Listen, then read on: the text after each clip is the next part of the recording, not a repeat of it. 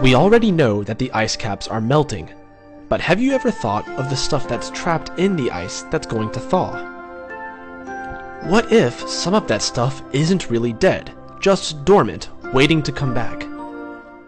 What would happen if we were suddenly exposed to deadly giant viruses that have been buried in the deep layers of permafrost for thousands of years, ones that we have never met before? We may find out sooner than you think. Climate change is melting permafrost soils that have been frozen for thousands of years, and as the soils melt, the ancient giant viruses that were laying dormant are springing back into action. But what makes these viruses so special, and why are they called giant viruses? Well, most common viruses are incredibly tiny and typically only have about 4 genes or so, not even enough to be considered alive.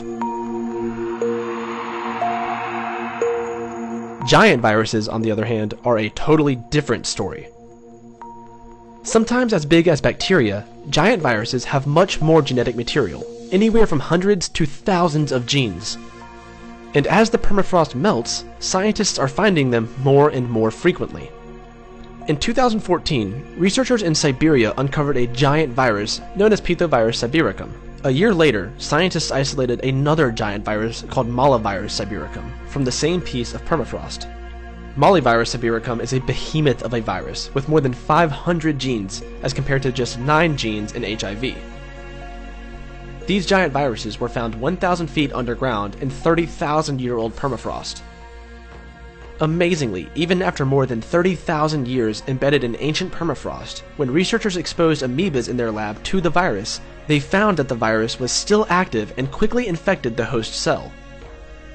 But these aren't the earliest cases of ancient viruses that were found frozen.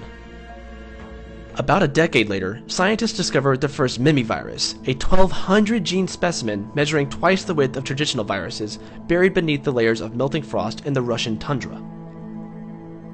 The viruses, although invisible to the naked eye, are the biggest on Earth, larger than even many bacteria and some regular cells.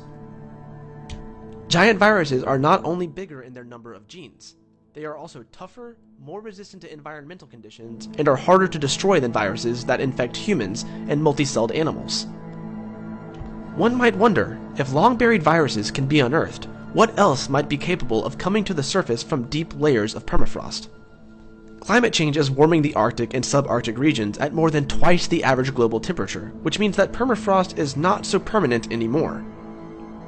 What's more is that global warming does not have to directly melt permafrost to pose a threat.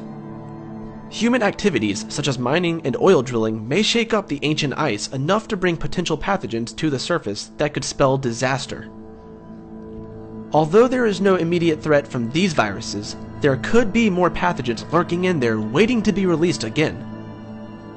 Let's hope, for all our sakes, that whatever we find doesn't wake up with a vengeance.